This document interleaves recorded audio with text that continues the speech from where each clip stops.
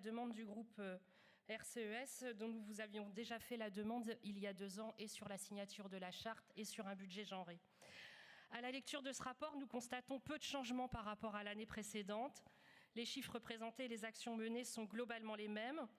Vous vous targuez toujours de soutenir l'action du réseau des CIDF, DFF et du planning familial, quand en arrière-fond, les subventions restent amputées, avec pour exemple, s'il en fallait un, des conséquences qu'engendre ce manque de soutien, le risque de fermeture de l'antenne ardéchoise du planning familial, elle qui, pourtant, œuvre jusque dans les territoires les plus ruraux. Aussi, vous nous présentez des obligations légales de parité comme des initiatives politiques.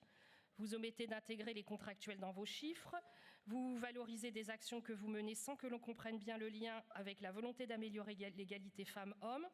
Quel avantage procure Colibri, plus particulièrement pour les 3870 femmes engagées par la région qui travaillent dans les lycées?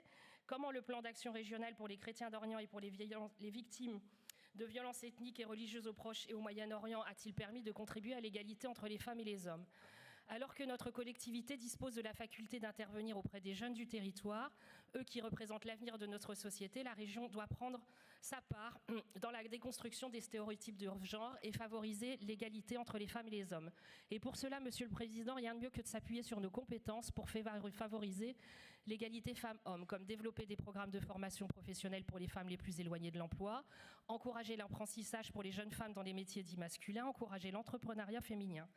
Le Forum économique mondial, dans son rapport annuel sur la parité, place la France 15e, mais elle perd 3 places depuis l'année dernière.